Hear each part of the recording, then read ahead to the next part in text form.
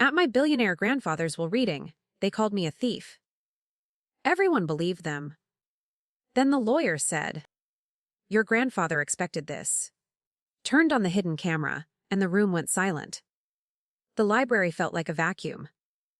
My cousin Brittany stood over me, her designer heels clicking against the cold marble like a death march. She pointed a trembling finger at my face. Outside, the winter sun sat pale and distant. My father watched from the head of the table, his eyes narrow and predatory. Brittany's face twisted into a mask of righteous fury. She claimed I spent my weekly visits looting the safe, while the old man slept. My father nodded, his silence a heavy, suffocating weight. He played the grieving son, but his hands were busy calculating my ruin. I looked at my brother, Ethan, but he stared at his shoes.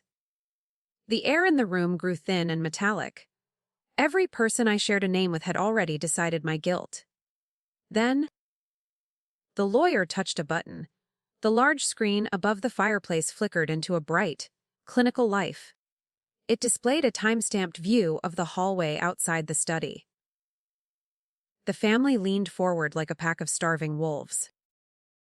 I saw my own hands shaking in my lap, reflected in the polished wood. The footage was grainy, but clear enough to show a hooded figure. They moved with a familiarity that chilled my blood. Nobody breathed as the shadow reached for the keypad. The silence was a physical blow. Suddenly, the hood fell back. It was not my face on the screen. Brittany gasped, her hand flying to her throat as she saw herself. The video showed her emptying a velvet pouch into a gym bag. She moved with practiced greed, her eyes darting toward the door. My father didn't move, but the muscle in his jaw jumped. The room transformed from a courtroom into a trap. I felt the pressure shift away from my chest. Brittany's righteous anger vanished instantly. The video cut to the kitchen table. My father sat there, his voice loud and clear through the speakers. He was coaching Brittany on how to plant the pawn shop photos. They laughed about how easy it would be to crush me. "She is too soft to fight back," he said on the recording. The subtext of our entire lives was finally laid bare. My Aunt Diane choked back a sob of pure horror. My father's grip on the table turned his knuckles white. Mr. Caldwell closed the laptop with a final, echoing click. He pulled a thick document from his briefcase and slid it toward me. "The morality clause is now in effect," he said quietly. My father looked at me, and for the first time, I saw genuine terror in his eyes. He realized the game was over. I stood up, my spine straightening as the weight of their lies fell away. I reached for the pen. Behind us, the library door opened for the police. The heavy library doors groaned shut behind Detective Rivera. My father stood frozen, his face a map of collapsing pride. The video loop on the screen continued to play in a silent, ghostly flicker. Brittany began to sob, but it sounded more like a cornered animal than a grieving relative. She clutched the back of a leather chair, her knuckles white against the dark skin. I felt a cold, sharp clarity wash over my entire body. "Stella, let us discuss this as a family," Mark said, his voice cracking. He took a single step toward me, reaching out a hand. I stepped back, letting the lawyer move into the space between us. "Mr. Caldwell held up a single sheet of paper, his expression neutral and stony. The power in the room had shifted toward the quiet corners. My father's predatory gaze was gone. Now he looked like a man drowning in his own lies. "There is no family left in this room," I replied, my voice steady. The detective moved toward the desk, pulling out a small black notebook. She looked at Brittany first, her eyes scanning the designer clothes for any sign of hidden assets. The air smelled of wood smoke and old, rotting secrets. Outside, the winter wind rattled the tall windows. We were trapped in a museum of Richard's making.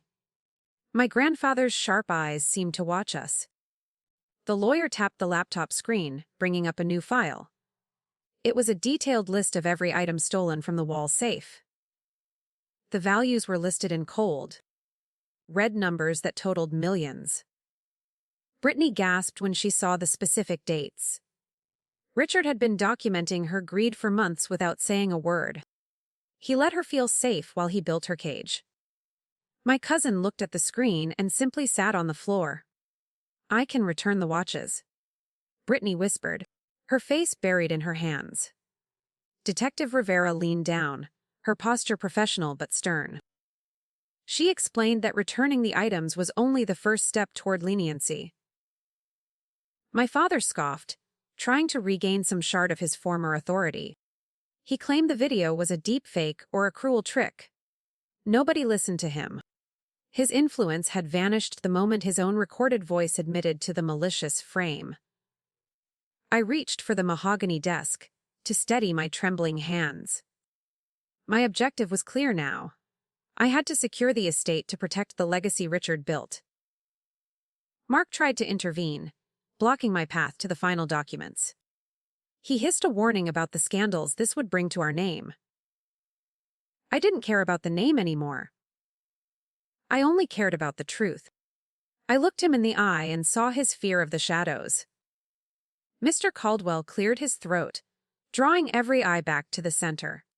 He mentioned that the vault contained one more specific item for me. It was not money or a legal deed. He handed me a small, rusted key with a faded blue ribbon. My heart hammered against my ribs as I took it. This was the key to the basement archive Richard never mentioned. The family stared at the key with renewed, desperate hunger. Something else remained hidden. The small key felt heavy and cold in my palm. The blue ribbon was frayed, smelling faintly of cedar and old dust. My father watched the metal glint, his desperation turning into a visible, physical twitch. He knew every lock in this house, or so he thought. This key represented a door he had never seen. I ignored his reaching hand and turned toward the hallway. My goal was simple. I had to find that door before he could stop me. Detective Rivera kept her hand near her holster, watching Mark with a practiced, predatory stillness. He didn't dare move, but his eyes followed me like a hawk. Brittany was still sobbing on the floor, her designer dress crumpled and ruined. I walked past the mahogany bookshelves, my heart hammering against my ribs. Every step felt like a betrayal of the family I once wanted. The air grew colder as I reached the narrow stairs leading down. Shadows stretched across the stone. The basement was a labyrinth of forgotten crates and draped furniture. I used my phone light to cut through the thick, stagnant gloom. My father's footsteps echoed above me, frantic and muffled. He was arguing with the lawyer, his voice a sharp blade in the quiet house. I found the archive door hidden behind a stack of moth-eaten tapestries. The lock was hidden low, near the floorboards. My fingers trembled as I slid the rusted metal into the keyhole. The door groaned open, revealing a room lined with steel filing cabinets. This was not a treasure room filled with gold or jewelry. It was a repository of paper and film. Hundreds of folders bore the names of every family member. I realized then that my grandfather hadn't just watched the house. He had been investigating their lives for decades. My father's name was on the thickest file, bulging with glossy photographs. I pulled it out, my pulse racing. I flipped the folder open and stopped breathing. The first photo showed my father meeting a known criminal in a dark parking lot. The dates matched his sudden financial recovery 3 years ago. He hadn't built a business. He had laundered money using the family name as a shield. The power balance shifted entirely in my mind. He wasn't just a greedy man. He was a dangerous one. I heard a floorboard creak directly behind my shoulder. I wasn't alone. "Give it to me, Stella," my father whispered from the shadows. He had slipped past the detective in the chaos upstairs. His face was twisted, the mask of a loving parent completely discarded. He held a heavy brass paperweight, his knuckles white with tension. He didn't want the money anymore. He wanted his secrets dead. I backed away, clutching the file to my chest. The steel cabinets felt like a cage. My heart thudded in the suffocating, dusty silence. "You can't hide this anymore," I said, my voice barely a shadow. I reached for the light switch, but he lunged forward. The file hit the floor, spilling photographs of his crimes across the dust. One photo caught the light, showing someone I didn't recognize standing next to him. It was a woman with my mother's eyes, dated long after her funeral. My breath hitched as the realization struck. My mother wasn't dead. My father had lied about everything. The image of my mother stared back from the dusty floorboards. She looked vibrant, standing near a coastal pier in a dress I had never seen. The date stamped on the corner was only 2 years old. My world tilted on its axis, spinning into a dark, unknown void. I gripped the steel cabinet to keep from collapsing. My father stepped closer, the brass paperweight glinting in the dim light. He looked like a stranger. The air felt frozen. "Where is she?" I demanded, my voice cracking like dry glass. Mark didn't answer with words. He lunged, his shadow stretching across the spilled files. I ducked behind a heavy crate, the wood splintering as the brass struck. He was desperate, gasping for breath in the stagnant air. He needed those photos destroyed before the detective found us. I realized then that my survival depended on the truth. I scrambled toward the fallen folder, my fingers brushing the glossy paper. I kicked the folder toward the far corner of the dark room. My father scrambled after it, his dignity finally stripped away. I used that second to sprint toward the narrow stairs. My objective was the light above. I needed the detective to see what lay in the dust. My lungs burned with every frantic breath. I could hear him behind me, his shoes scraping against the stone. He was fast, fueled by a decade of deep, hidden crimes. I reached the top of the stairs and slammed the heavy door shut. I fumbled for the rusted lock, my hands slick with sweat. The wood rattled as he threw his weight against it. "Stella, open this door," he roared from the basement. I ignored him, turning to find Detective Rivera standing in the hallway. She held her weapon low, her eyes scanning my terrified face. I held up the single photo I had managed to keep. The detective took the picture, her brow furrowing as she studied the face. She recognized my mother from the old missing person reports. The power dynamic shifted instantly as she signaled for backup on her radio. My father's muffled screams continued from behind the wood. He was trapped in the archive of his own making. I felt a sudden, sharp relief. The truth was out of the basement. But Rivera's face stayed grim, her eyes fixed on me. "This photo was taken at a private facility," Rivera whispered. She pointed to a small, obscured logo on a building in the background. It was the mark of a high-security psychiatric ward owned by the Hale estate. My heart stopped. Grandfather hadn't just been watching my father. He had been paying the monthly bills for my mother's forced confinement. The realization was a physical blow to my gut. Richard was not just a protector. He was a jailer, maintaining the secret to protect his legacy. I backed away from the detective, my head spinning with the new betrayal. "Mr. Caldwell stood by the library door, his expression finally showing a flicker of pity. He knew. The lawyer had helped Richard manage the payments for years. I looked at the rusted key still clutched in my hand. It didn't just open a door to files. It was the key to a living prison. Then, the lawyer's phone buzzed with a message from the ward. The buzz of the lawyer's phone was a hornet in the silence. "Mr. Caldwell's face paled as he read the screen. I moved toward him, my objective shifting from survival to the truth about my mother's cage. The detective stood between me and the basement door, where my father still hammered against the wood. My heart felt like a trapped bird beating against my ribs. I needed to know if she was still alive. The air in the library grew thick with old, expensive dust. "Tell me what that message says," I demanded, my voice raw and shaking. Caldwell hesitated, his eyes darting toward the detective. He looked like a man whose legal shield had finally shattered. He turned the screen toward me, showing an alert from the psychiatric facility. The security perimeter had been breached 10 minutes ago. My breath caught as the realization hit me like a physical blow. Someone was either breaking her out or silencing her forever. The hidden camera was not the only plan Richard had made.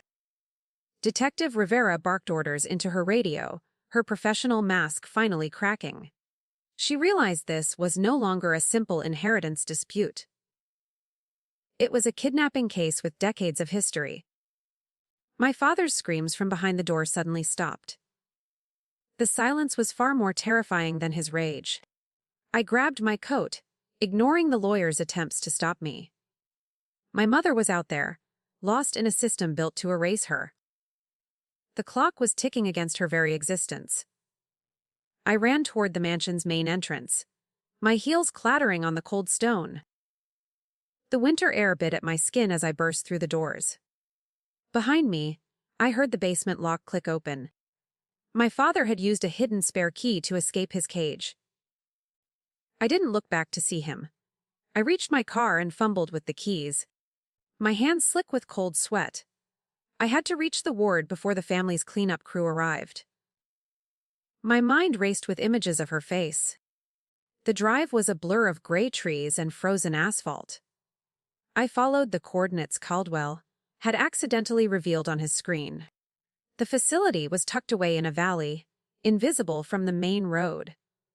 High stone walls topped with rusted wire rose out of the mist. It looked more like a fortress than a hospital. I slammed on the brakes as I saw a black sedan idling near the gate.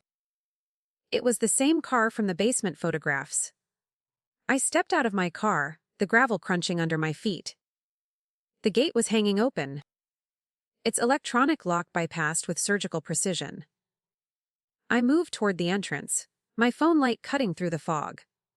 The building was silent, but a faint smell of ozone lingered in the air. I found a guard slumped in the lobby, unconscious but breathing.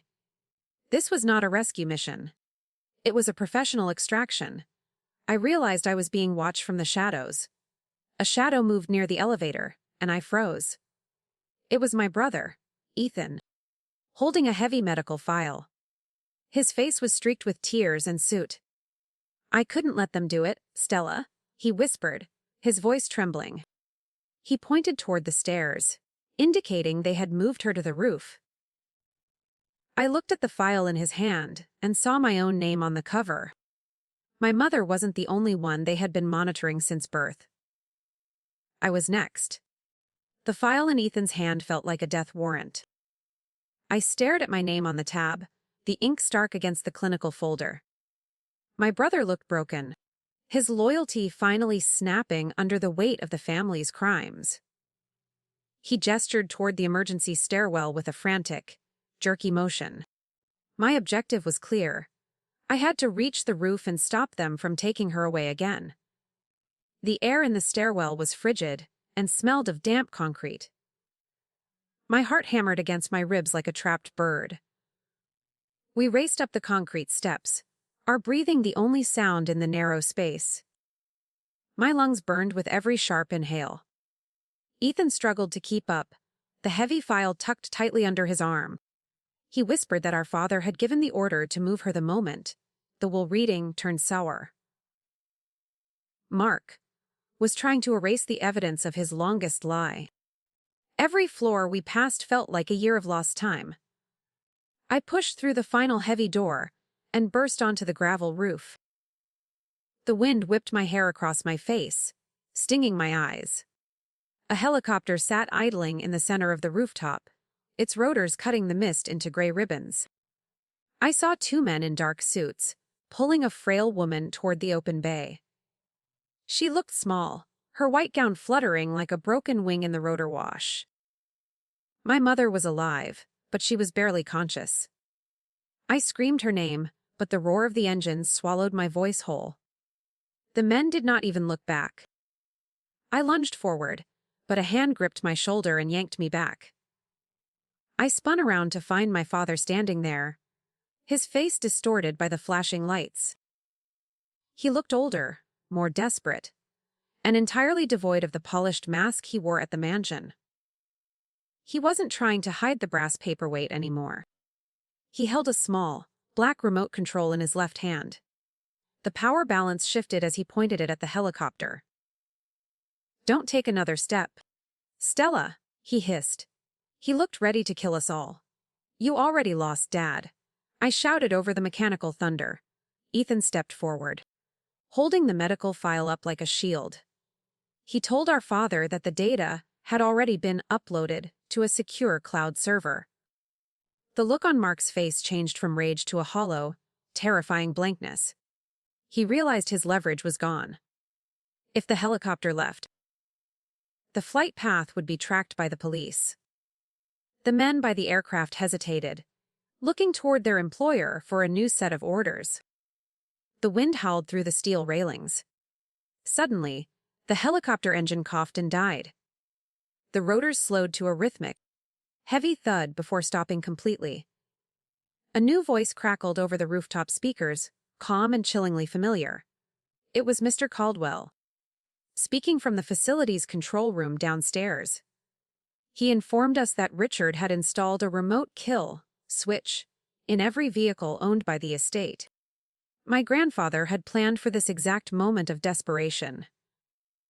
The men in suits stepped away from my mother, their hands raised in surrender. The silence that followed was heavy. I ran to my mother, falling to my knees on the cold gravel. She looked at me with eyes that were cloudy but filled with a sudden, piercing recognition. She reached out a thin hand and touched my cheek. Her skin felt like parchment. She whispered a name I didn't recognize, her voice a mere thread of sound. I realized she wasn't looking at me, but at someone standing right behind me. I turned around, expecting to see Ethan. Instead, I saw a woman stepping out from the shadows of the utility shed. The woman was a mirror image of the photograph I had found in the basement. She wore a tactical headset and carried a tablet that glowed with real-time data. This was the woman who had been standing next to my father in the hidden archives. She didn't look like a prisoner or a victim. She looked like the architect of the entire extraction. My mother's eyes widened in fear, and she tried to pull away from my touch. I stood up, my body shielding my mother from this newcomer. "Who are you?" I demanded, my voice shaking with a new kind of terror. The woman smiled, but the expression didn't reach her cold, calculating eyes. She told me that she was the one who had actually managed the Hale accounts for the last decade. She wasn't my mother's ghost, she was the one who had replaced her in my father's life and ledgers.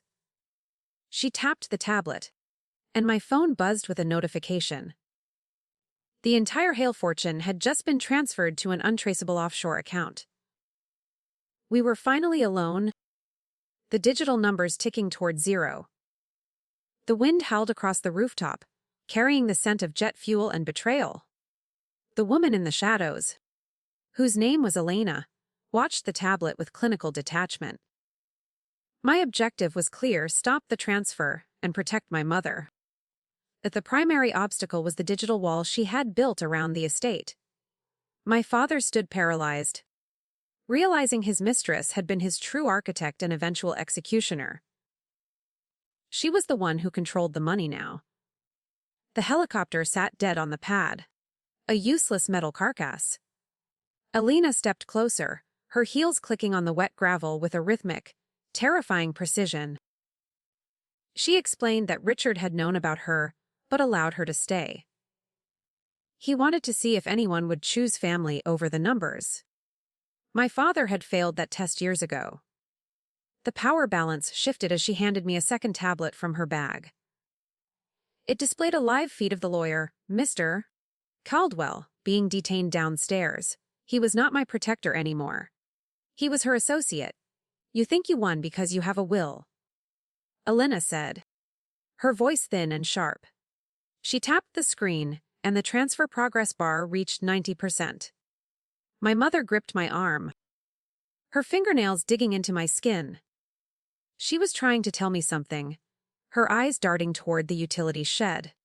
I realized there was a manual override located inside that small structure near the helipad.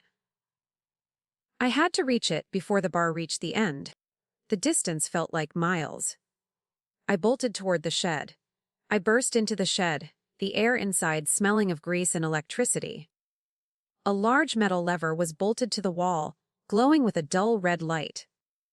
My father appeared in the doorway, his face a mask of primal desperation. He didn't want the override, he wanted to stop me from ending his chance at escape. He lunged, his weight slamming me against the humming machinery. We tumbled into the racks, sparks flying as wires snapped. My hand searched for the cold iron of the lever. The override was jammed by a heavy steel padlock I hadn't seen in the darkness. My father gripped my throat, his eyes wide with a madness born of total loss. I reached for a heavy wrench on the workbench, swinging it with every ounce of my remaining strength. The metal connected with his shoulder, and he fell back with a strangled cry. I hammered at the lock until the shackle finally snapped. The lever was free. I pulled it down with a guttural scream of effort. The hum of the building changed to a deep, resonant throb as the power surged.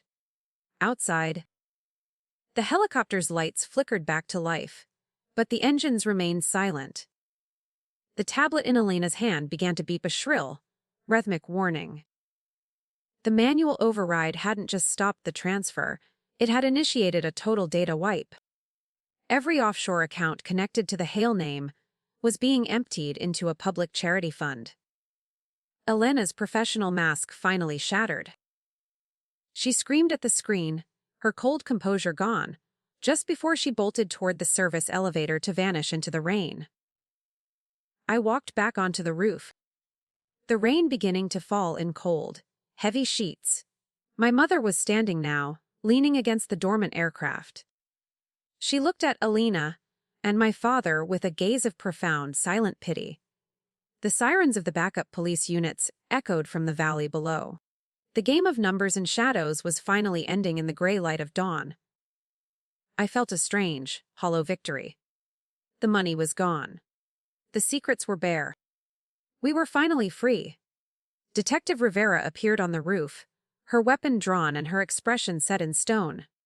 She moved toward Elena and my father, her team following close behind. The suits by the helicopter were already in zip ties.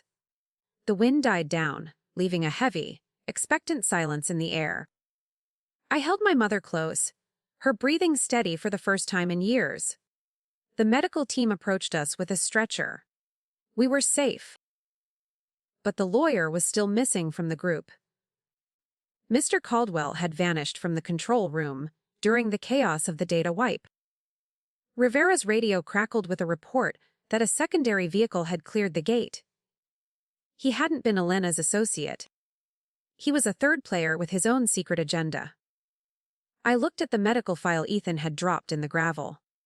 A small, hidden compartment in the back of the folder was now empty. The physical master key to Richard's deepest vault was gone. The lawyer had used us. I looked at the valley where the lawyer's tail lights were disappearing into the mist. He wasn't headed toward the city, he was going back to the mansion. The archive I found in the basement was only the beginning of the trail. Richard had left one more trap, and Caldwell was the only one who knew its location. I realized the will reading wasn't the end of the story. It was the prologue. My mother looked at me and whispered a single word. Hurry. I left my mother in the care of the medical team, their sirens wailing behind me, and raced back toward the mansion. My only goal was stopping Caldwell before he reached the final vault. The tires screamed against the wet asphalt as I took the curves too fast. Rain lashed the windshield, blurring the world into a gray smear. I could still feel the weight of the empty folder in my mind. The lawyer had played us all from the very beginning. He was the ghost in the machine. The library was dark when I arrived, the front doors hanging wide open. Cold air rushed through the house, carrying the scent of ozone and ancient dust.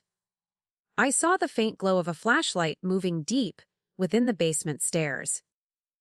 My heart hammered a frantic rhythm against my ribs. I realized Caldwell wasn't just after money or digital files. He wanted the one thing Richard actually feared. I checked the hidden holster for the duplicate archive key I had pocketed in the basement earlier. Caldwell stood before the archive door, his hands moving with clinical speed. He had bypassed the digital locks I had struggled with for hours. He turned as I entered, his face illuminated by the harsh, blue light of his tablet. He wasn't afraid. Instead, he looked relieved to see me. He held up the missing key from Ethan's folder. The power shifted as he pointed toward a seam in the floor. My grandfather hadn't built a vault. He built a trap. The floor tiles slid back, revealing a deep shaft lined with copper wiring. It looked like an experimental server bank or a massive, underground capacitor. Caldwell explained that Richard's wealth was never based on real estate or stocks. It was built on a